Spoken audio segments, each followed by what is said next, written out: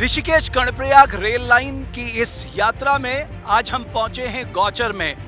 और मैं जहां पर खड़ा हूं मेरे ठीक पीछे आप देख सकते हैं ये टनल नंबर 15 है और ये गौचर स्टेशन यानी गौचर रेलवे यार्ड यहां पर पूरा तैयार किया जाएगा और इसको जो कर्णप्रयाग से जोड़ेगा वो एक ब्रिज जोड़ेगा। और इस टनल को बनाना भी एक मुश्किल, एक बहुत ही चुनौतीपूर्ण कार्य था, क्योंकि आप देखिए इस टनल के ऊपर पूरा जो ग्राउंड है, स्कूल है, गौचर शहर वो बसा है, तो सेफ्टी पैरामीटर का सबसे ऊपर ध्यान रखा जाना ज़रूरी था। इस पर बात करने के लिए इस पूरे प्रोजेक्ट के जीएम हेमेंद्र कुमार साहब मेरे साथ मौजूद है। हेमेंद्र जी बहुत धन्यवाद। मैं चाहूँगा हम टनल के सामने ही खड़े होकर बात करें, तो बहुत धन्यवाद समय देने के लिए। थोड़ा सा मुझे बताइए कि इसकी इम्पोर्टेंस और कितना चैलेंजिंग था, खासकर ये वाला टनल। ये टनल हम लोग की गोलतीर से गोचर को कनेक्ट करती है।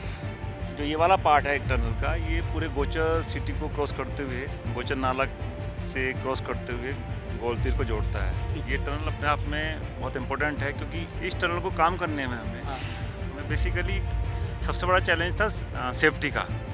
क्योंकि इस एंड से आप देख रहे हैं, इस एंड से जैसे शुरू होता है ऊपर की तरफ में यहाँ स्कूल है। ये स्कूल का यहाँ पे प्लेग्राउंड है, तो हम लोगों ने स्टार्टिंग के टाइम से यहाँ सेंसर्स लगाए सब जगह, ताकि जो हम लोग इसमें एनएटीएम टेक्नोलॉजी से इसको आगे बढ़ रहे हैं, तो कहीं पे भी कोई क्रैक ना आए और सेफली हम लोग गोचर पूरे टाउन को क्रॉस करते हुए आगे की तरफ चले जाएं।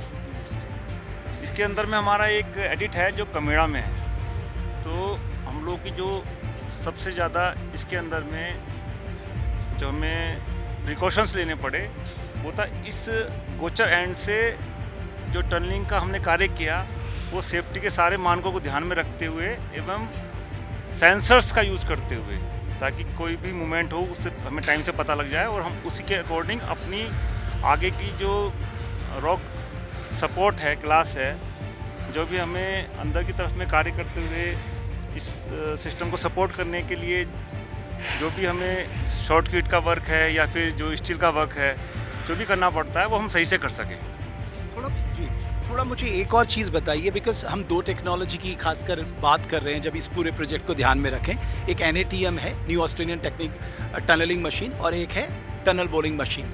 थोड़ा सा मैं चाहता हूँ अगर आप मुझे हमारे दर्शकों के लिए बता सके दोनों की इंपॉर्टेंस क्या, दोनों अलग अलग टेक्नोलॉजीज में कैसे मदद कर पाते। टनल बोरिंग मशीन जनरली वहाँ पे यूज़ होती है जहाँ पे स्ट्रेटा एक सा हो, कोहेसिव हो, काइंड ऑफ, जहाँ पे स्ट्रेटा में बार बार चेंजेस ना हो। क्योंकि ये यंग हिमालय है, इसके अंदर में हमें हर 1 मीटर, 2 मीटर, 3 मीटर के बाद भी कभी कभी देखा गया है कि हमारी जो रॉक क्लास हैं वो चेंज हो जाती है। आप TVM मेथड हम वहीं पे लगा पाते हैं जहाँ पे हम लोगों को एक लंबा स्ट्रेटा यूनिफॉर्म मिल पाए, ताकि एक जब मशीन से हम लोग जब उसको TVM के थ्रू पे हम लोग टनलिंग करें तो उसको बार बार स्ट्रेटा चेंज की प्रॉब्लम ना आए। कहीं ऐसा ना हो कि कहीं पे एक तरफ की रॉक आ गई, थोड़ा आगे चल के दूसरी तरफ की रॉक आ गई, आगे चल के पानी आ गया, तो इस तरह का अगर स्ट्रेटा होगा तो वहाँ पे TVM कार्य नहीं करती है। वहाँ पे हम लोगों को एक जो NATM मेथड है, न्यू ऑस्ट्रेलियन टनलिंग मेथड से ही जाना पड़ता है। और दूसरा, बिकॉज ये सिस्मिक जोन 4 पे है, इस पूरी हिमालयन रेंज के अपने चैलेंजेस हैं, तो इसको कैसे ध्यान में रखा गया, यानी इससे आने वाले समय में हम कैसे आश्वस्त हों कि यार ये पूरी तरह से सुरक्षित है। हम लोगों ने इस कार्य को करते हुए सेफ्टी के सभी मानकों को ध्यान में रखा है। हम लोगों ने यहाँ पे इंडिया की बेस्ट जियोलॉजिस्ट और बेस्ट जियोटेक की हेल्प ली है। उसके लिए हम लोगों ने यहाँ पे एक्सपर्ट, मतलब फॉरेन नेशनल्स जो कि यूरोपियन कंट्रीज से और टर्किश ओरिजिन से हैं, जिनके यहाँ पे टनलिंग जो है बहुत पहले से होती आई है और उन लोगों का बहुत अच्छा अनुभव है, उन लोगों की भी हेल्प ली है। यहाँ पे हम लोग के जो टीम लीडर्स हैं वो एक्सपर्ट हैं, फॉरेन नेशनल्स हैं, और जो हमारे जियोटेक हैं वो भी बहुत अच्छा एक्सपीरियंस वाले हम लोगों ने रखे हुए हैं।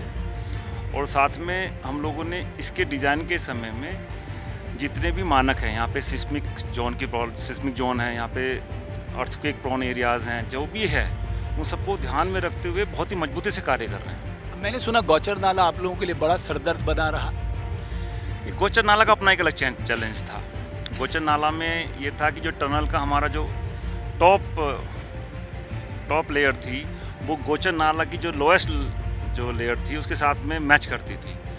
तो ऐसी स्थिति के अंदर में ऐसी जगह पे काम करना अपने आप में एक बहुत बड़ा चैलेंज था।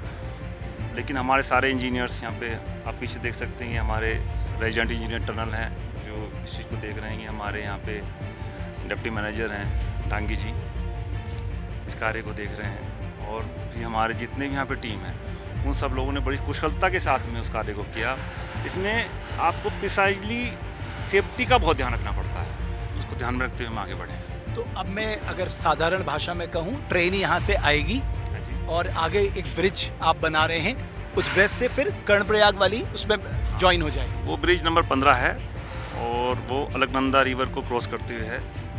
इस ब्रिज, ये अपने ब्रिज भी अपने आप में बहुत ही खास है। इसके अंदर में भी काफ़ी इसकी हाइट है, उसके पियर्स की हाइट जो है 30-35 मीटर्स तक भी है। आगे आप देखेंगे तो आप पाएंगे कि ये भी अपने आप में state of the art bridge है। जो हमारा सपना था रेल से यात्रा करने का 4 धाम का, वो जल्द पूरा होगा। कोशिशें जारी हैं। बहुत धन्यवाद देवेंद्र जी, बहुत धन्यवाद। तो ये जो पूरा एरिया अगर आप देख पा रहे हैं, जो हम आपको ड्रोन शॉट दिखा रहे हैं, उससे आप अंदाज़ा लगा सकते हैं कि ये काम बहुत आसान नहीं था।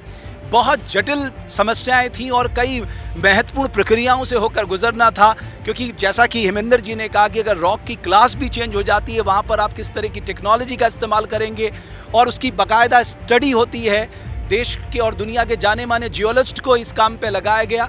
तो कुल मिलाकर जो बेस्ट टेक्नोलॉजी है वो इस हिमालयन एरिया में रेल को पहुंचाने के लिए इस्तेमाल की गई है। और जैसा कि मैंने आपको शुरुआत में बताया था कि हमारी कोशिश ये है कि ऋषिकेश, योगनगरी ऋषिकेश से कर्णप्रयाग की जो रेल यात्रा शुरू होने वाली है, वो आने वाले समय में यात्रियों के लिए कितनी सुगम होने वाली है, इस पूरे इलाके की इकोनॉमी को किस तरह से ट्रांसफॉर्म करने वाली है, इसका अपना एक स्ट्रैटेजिक इंपॉर्टेंस किस तरह से होने वाला है, इन सब पहलुओं पर हम चर्चा करते हुए अपनी इस यात्रा को पूरा कर रहे हैं। तो हमारा आखिरी पड़ाव होगा कर्णप्रयाग, क्योंकि अभी शुरुआती तौर पे कर्णप्रयाग तक ये रेल जाएगी और हमें जो बताया गया है कि भविष्य में हो सकता है कि ये पीपल कोटी तक भी पहुंच जाए। बहुत धन्यवाद हमारी इस खास पेशकश को देखने के लिए।